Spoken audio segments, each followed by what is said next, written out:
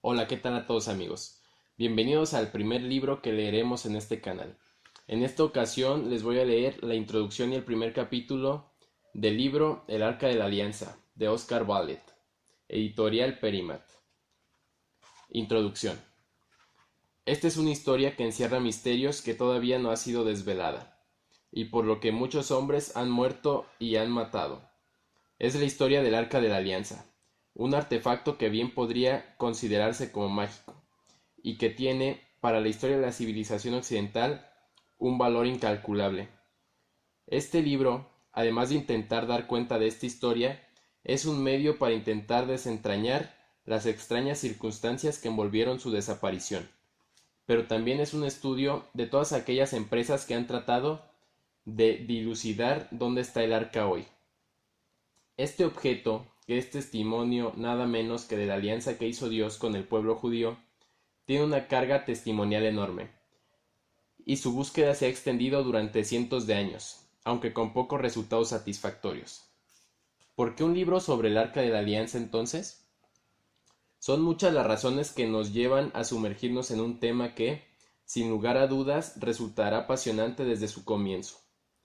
La tradición judía, a través del Antiguo Testamento, nos cuenta que fue Jehová mismo quien ordenó su construcción a Moisés.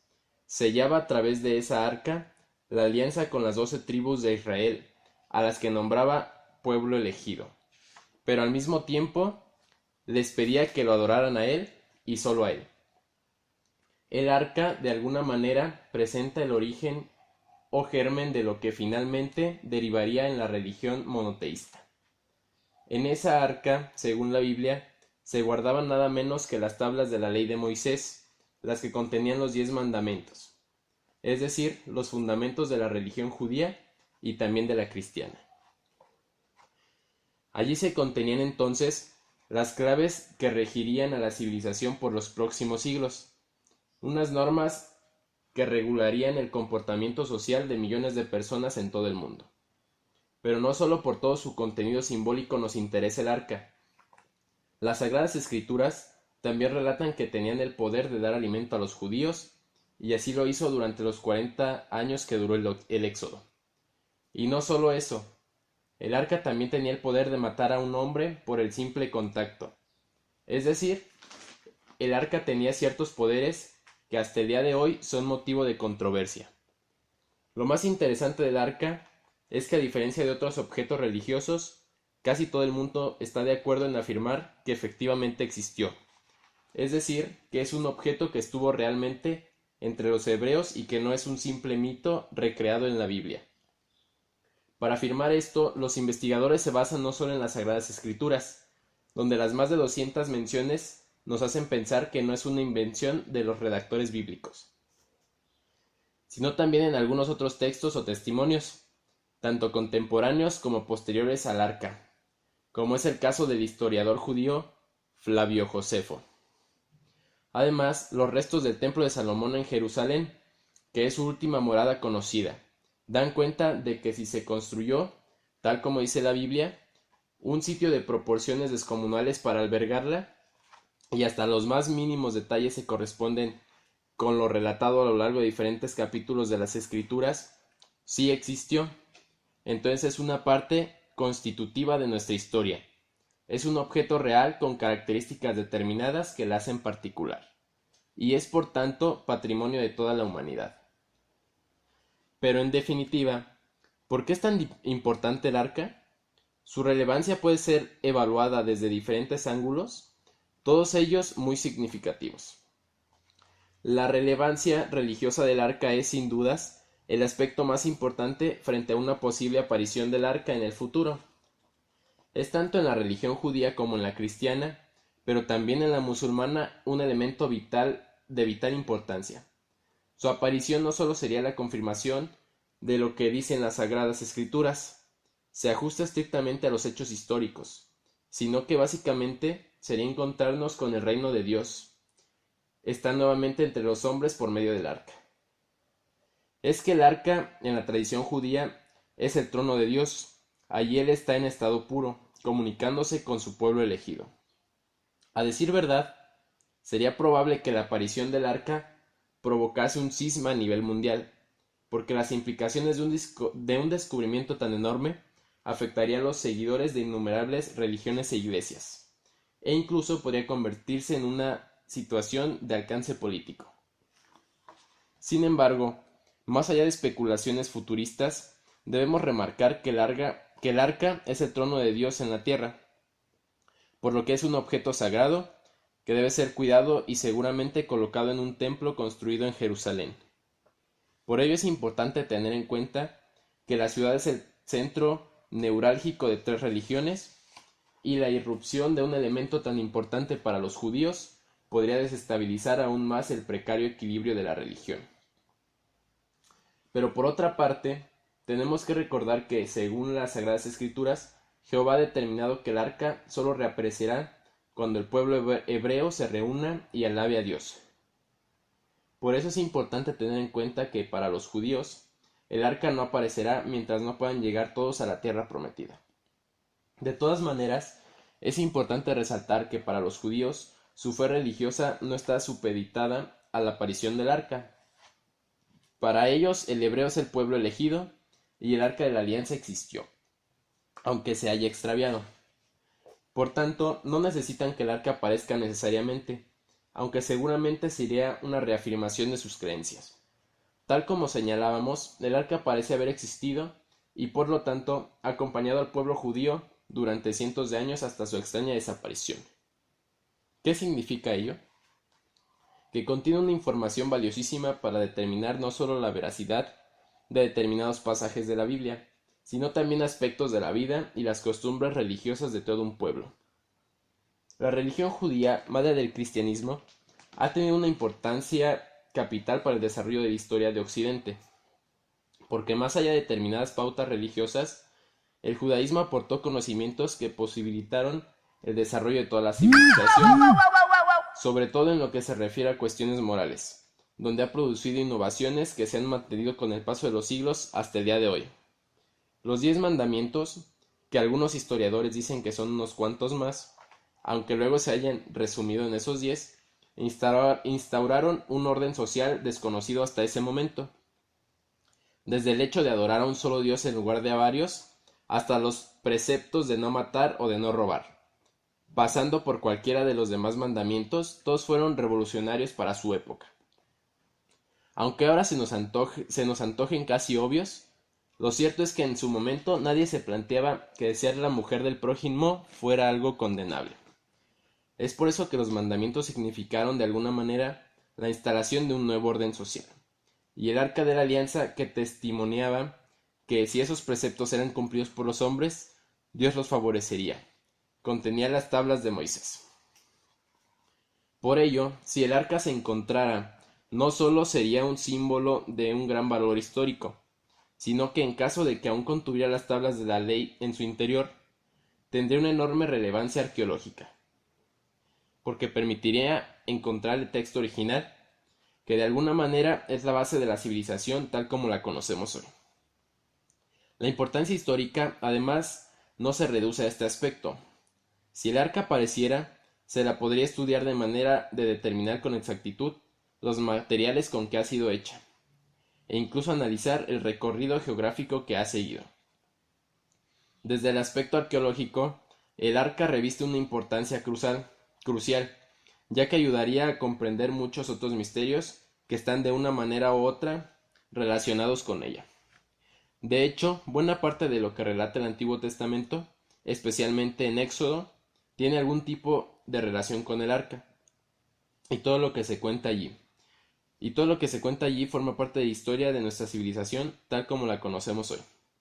Por ejemplo, con un análisis de las partículas de polen que se encuentran impregnadas en el arca, se podría determinar si durante la huida de Egipto las 12 tribus de Israel cruzaron el Mar Rojo, o si, como sostienen algunos investigadores, cruzaron otro mar más pequeño, y con más posibilidades de sufrir sequías periódicas.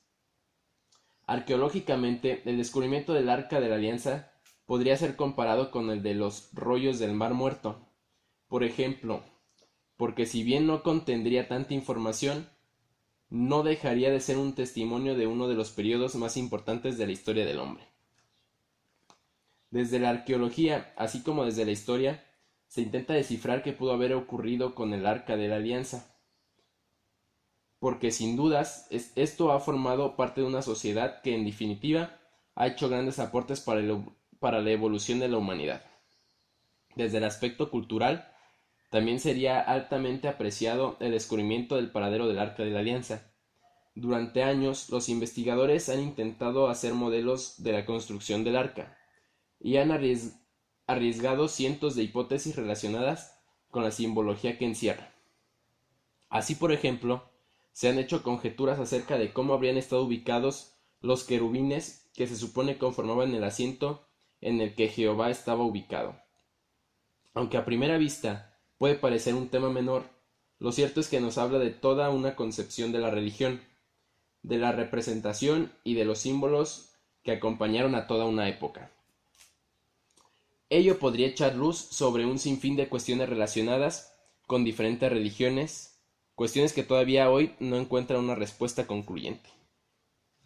También puede ser muy interesante corroborar si todas aquellas órdenes que según la Biblia le fueron dadas a Moisés para construir el arca se han cumplido a rajatabla o no. Porque recordemos, tampoco se han encontrado ningún tipo de representación o grabado de la época que nos permita saber cómo se veía el arca, qué aspecto tenía. Los únicos datos que tenemos son las descripciones bíblicas, que si bien son muy detalladas, dejan algunas dudas sin responder. Además, como veremos a lo largo de esta obra, el hecho de poseer un cofre en el que colocar los elementos más importantes del grupo o tribu no es excluyente de los judíos. Muy por el contrario, es una característica que se repite en varios grupos que fueron contemporáneos a Moisés. Estos cofres, lógicamente, no tenían la importancia del Arca de la Alianza, porque no representaban a ningún dios. Sin embargo, si se pudiera encontrar el arca, se podría comprender qué uso se les daba a estos cofres, qué lugar ocupaban dentro de la tradición cultural de estos pueblos, etc. Uno de los temas centrales relacionados con el arca, y que en definitiva le da su carácter misterioso, es relacionado con el poder sobrenatural que según el Antiguo Testamento poseía el arca. Mucho se ha escrito y hablado sobre este tema, que tocaremos a lo largo del libro, pero aquí queremos puntualizar algunas cuestiones. El hecho de que se le atribuye la capacidad para alimentar o matar a los hombres según la voluntad de Dios no es menor, y ello es lo que la hace tan especial. No parece haber en la historia de las religiones ningún objeto similar. Por ello es tan importante la labor que realizan arqueólogos e investigadores al intentar encontrar el arca. Si se la pudiera observar, podría determinarse si esos poderes provienen de algún mecanismo interno, como veremos a lo largo del libro. Algunos opinan que pudo haber sido algún tipo de batería eléctrica, o si, como dicen los creyentes, ese poder provenía de Dios.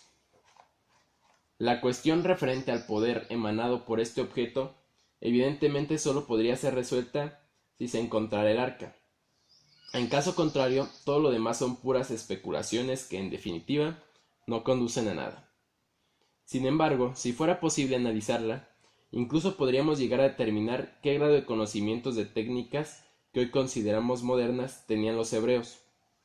Si, por ejemplo, se descubriera que era una batería eléctrica, tendríamos que replantearnos varias cuestiones que hoy consideramos como hechos irrefutables. Es decir, la creencia de que solo modernamente fue descubierta la electricidad debería ponerse en duda. Y con ello también deberíamos replantearnos el concepto de avance de la ciencia, porque quedaría demostrado que lo que se supone son inventos modernos, en realidad ya se utilizaba en la antigüedad. El interés por los objetos del pasado como el arca no es nuevo en la historia del hombre. Actualmente tenemos una concepción diferente en lo que respecta a las reliquias. Las consideramos parte de nuestra historia y por lo tanto deben ser preservadas como testimonio de nuestra propia cultura. Hoy estamos acostumbrados a tratar con cuidado y respeto todo aquello que se refiere al pasado. Sentimos que lo debemos honrar por ser parte de nosotros mismos. Sin embargo, esto no fue siempre así. Durante el período posterior a las cruzadas, se produjo en el mundo occidental de entonces una verdadera fiebre por las reliquias, que llevó a que se realizaran saqueos y robos, e incluso a que se falsificara todo tipo de elemento relacionado con la religión.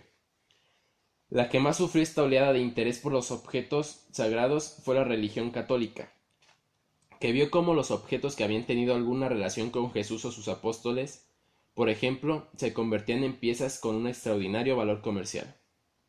Pero a diferencia de lo que ocurre ahora, en ese momento se coleccionaban reliquias de una manera casi fetichista.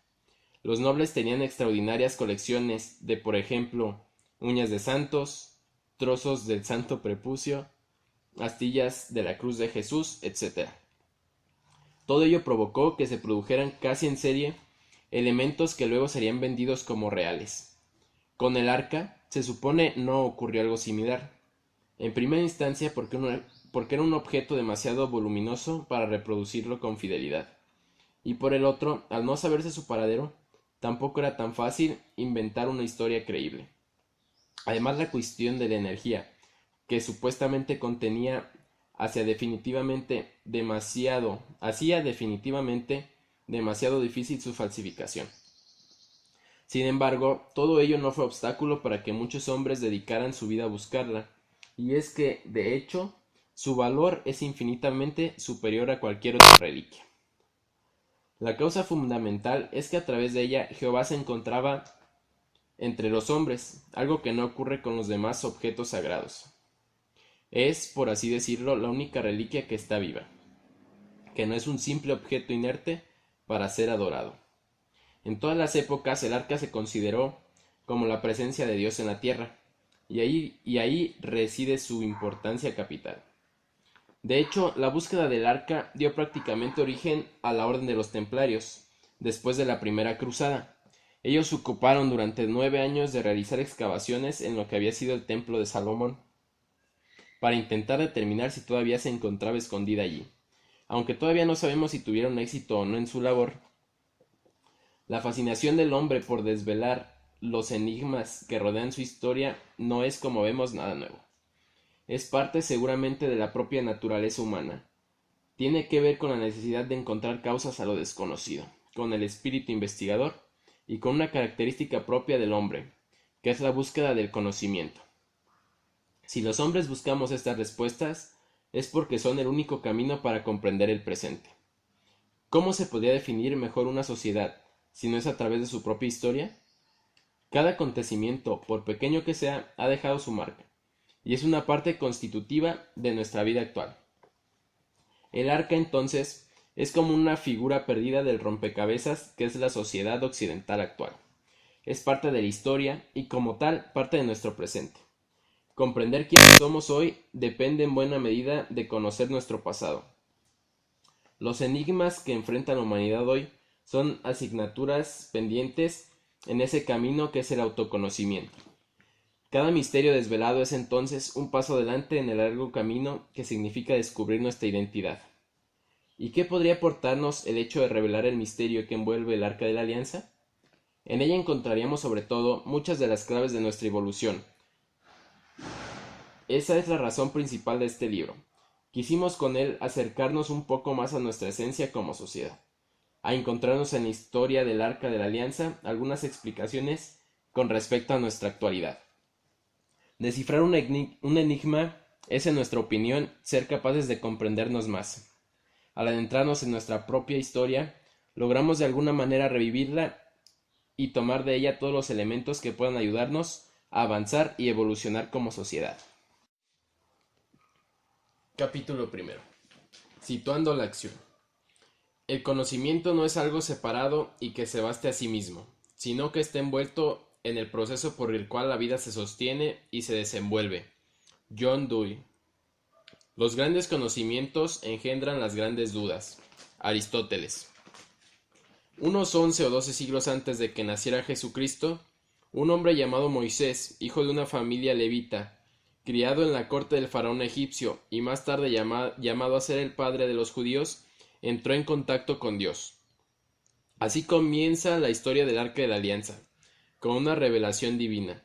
En aquel entonces, según cuentan las Sagradas Escrituras, las 12 tribus hebreas se hallaban bajo la esclavitud en Egipto, y todavía no tenían un Dios a quien adorar. sino varios. Fue entonces que Jehová, a través de Moisés, hizo un pacto con los judíos. Él los liberaría de la esclavitud y los llevaría a una tierra que emanaría leche y miel, a cambio de que le adoraran solo a él. Así se selló una alianza que duraría hasta nuestros días, a pesar de haber sido varias veces puesta en duda. En ese momento se construyó, además, un objeto que simbolizaría esa alianza, un cofre de madera y oro que sería la representación del trono divino. Los judíos estaban pasando en esos momentos grandes penurias. El pueblo entero estaba esclavizado. No poseían tierras y por lo tanto el alimento no abundaba. En una situación así, en la que Moisés les pedía adorar al Dios de sus padres a cambio de ser el pueblo escogido, el pacto se realizó sin miramientos. Desde entonces las 12 tribus hebreas debieron vagar por el desierto, en busca de la tierra prometida. Sería un peregrinar largo y difícil, que sólo encontraría temporalmente su concreción bajo el reinado del rey David. Pero mucho antes de que su pueblo llegara a Jerusalén, Moisés debió guiarlos por el desierto durante 40 años. Y él incluso nunca pudo pisar la tierra prometida. Eso solo les estaba reservado a las generaciones siguientes, las que no habían pasado hambre. Moisés fue sin dudas el encargado de sacar al pueblo judío de Egipto. Para ello hubo de desafiar el poder del faraón, que lejos de dejarlos ir sin más, según cuenta el Antiguo Testamento, intentó evitarlo por todos los medios. De esos momentos entonces son los relatos que cuentan cómo Moisés, con la ayuda de Jehová, lanzó las 10 plagas contra el pueblo de Egipto, y luego logró abrir las aguas del Mar Rojo para que su gente pudiera pasar, para después cerrarlas y hacer perecer el ejército egipcio. Pero si Moisés fue capaz de realizar tales prodigios, dice la Biblia, es porque previamente había hecho una alianza con Dios, que estaba dispuesto a ayudarlo a él y a las 12 tribus. Hasta el citado momento, no había en el pueblo hebreo ninguna posibilidad de salvación. Era un tipo de población seminómada que ya había sufrido en varias ocasiones y que había caminado a través de las tierras buscando un lugar donde establecerse. Con la revelación de Moisés entonces las cosas cambiaron. Moisés era un hombre que, nacido judío, se había salvado de una muerte segura cuando era niño gracias a la astucia de su madre. Luego se había criado en la corte del faraón, había recibido la mejor educación y se había convertido en un jefe militar respetado. Más tarde debió refugiarse en el desierto, tras ser expulsado de la corte por salir en defensa de un judío y matar a un egipcio. Por ello, el hecho de que fuera justamente Moisés quien recibiría la llamada de Dios para salvar a su pueblo es un dato importante en esta historia. A Moisés, antes de recibir la orden de construir el arca de la alianza, le fueron entregados por Jehová los 10 mandamientos, estos escritos en unas tablas de piedra por el dedo de Dios. Contenían los preceptos básicos que debían seguir quienes lo adoraran. Es decir, eran las acciones fundamentales, las obligaciones que los fieles a Jehová debían respetar. Estas tablas fueron destruidas por Moisés cuando observó que los judíos adoraban al becerro de oro. Es decir, no seguían los preceptos ordenados por Dios. Sin embargo, las tablas por orden de Jehová fueron escritas nuevamente, y el nuevo par, tal vez junto a las rotas, fue celosamente guardado para que la palabra de Dios se preservara para siempre en un lugar sagrado. Ese sitio, como no podía ser menos, fue el arca de la alianza. Jehová lo ordena. La construcción del arca también fue una orden de Jehová. La recibió Moisés y en su fabricación participaron los artesanos más prominentes. Todos donaron los mejores materiales y así se hizo un cofre sagrado. A Moisés le habían sido mostrados los planos en su contacto con Dios, y debió seguirlos tal como se lo indicó Dios. Así quedó conformado un cofre de madera de acacia, revestido por dentro y por fuera de láminas de oro de aproximadamente 1.31 metros de largo por 0.78 metros de alto y ancho. Como veremos a lo largo de esta obra, el arca no era un simple cofre, tenía la capacidad de irradiar una energía muy particular. y por ello Dios mandó colocarle 4 anillos fijos de oro, a través de los cuales se insertaban 2 pértigas de acacia recubiertas del mismo metal precioso para su transporte. La idea de estos anillos y sus varas era evitar que los hombres tocaran la caja, pues por el simple contacto con ella podían morir. Además, sobre la tapa, 2 querubines de oro protegían su contenido. Los mandamientos para los que Yahvé ordenó construir el arca, y estos querubines formaban con sus alas el trono sagrado en el que se sentaba Jehová. La utilidad del arca, sin embargo, no pasaba solo por ser la caja donde guardar los mandamientos. A través de ella, Dios establecía su reino entre los hombres, y ello significaba algo fundamental. El arca era la encargada de alguna manera de protegerlos. Por ello, el arca fue llevada a través del desierto durante 40 años. A través de ella, los hijos de Israel obtenían el maná, es decir, el alimento con el cual pudieron sobrevivir en condiciones tan duras durante tantos años. Y luego del paso por el desierto, el arca siguió ayudándoles. Se convirtió en una suerte de arma de guerra, capaz de derrotar al enemigo con su sola presencia. Por ello era llevada como estandarte en cada batalla, y los hebreos le atribuían a su poder todas y cada una de las victorias. Un artefacto mágico. Uno de los temas en que nos detendremos en varias oportunidades a lo largo de esta obra es la cuestión referente a los poderes del Arca de la Alianza, esta capacidad que tenía para alimentar a los hombres y al mismo tiempo matar a quien la tocara. Además de ser capaz de darle la victoria a un ejército, es sin dudas una característica que la hace única. ¿Pero a qué nos referimos cuando hablamos de poderes? Tanto para los judíos como para los cristianos, el arca era todopoderosa, desde el momento en que ella misma en cierta medida era el propio Dios. Es decir, toda su energía era la energía de Dios. Si Dios es capaz de dar la vida y muerte, de decidir el destino de sus fieles, de premiarlos o castigarlos según su comportamiento, entonces el arca era capaz de hacer lo mismo. Sin embargo, más recientemente se ha intentado dar otro tipo de explicaciones a ciertos fenómenos que relata la Biblia. Veremos, por ejemplo, que desde la física se ha intentado explicar cómo un artefacto construido con elementos como el oro y la madera puede funcionar en determinadas condiciones climáticas. Por ejemplo, el calor y el viento del desierto, como un condensador eléctrico.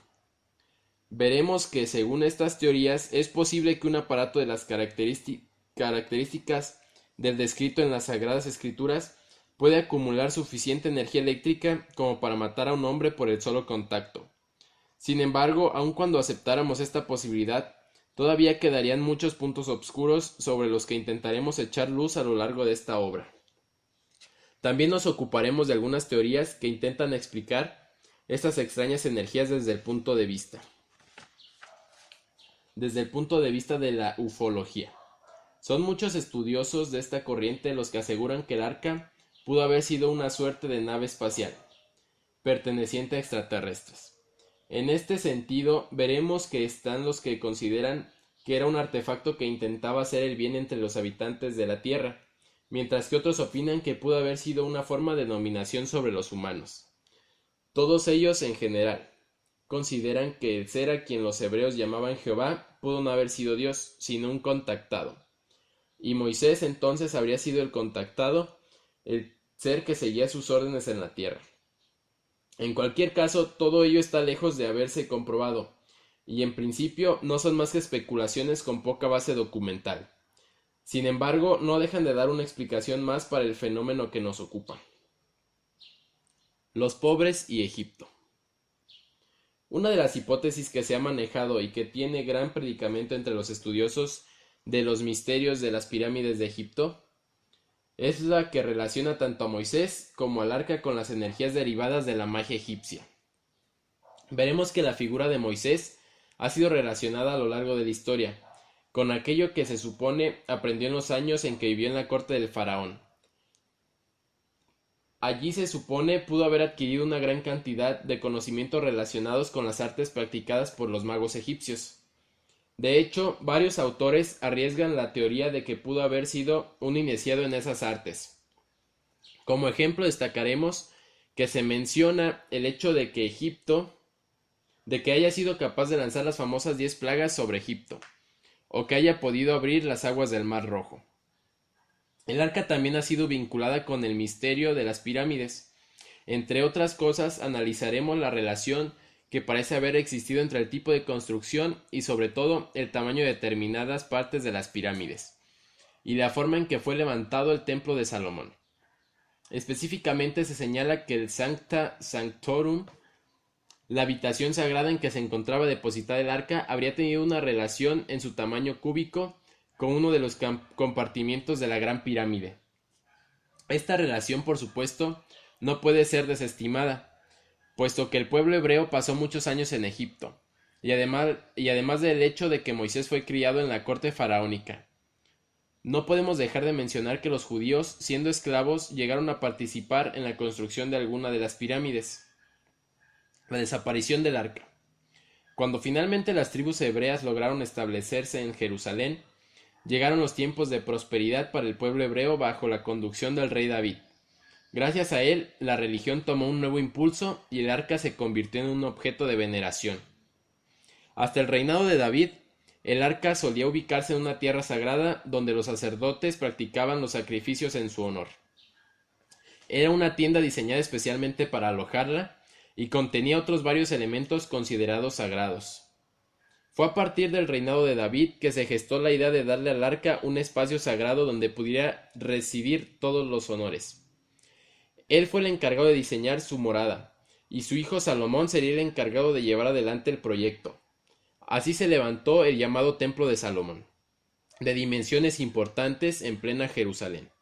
Este templo, como veremos más adelante, se convirtió en el centro neurálgico de la religión judía.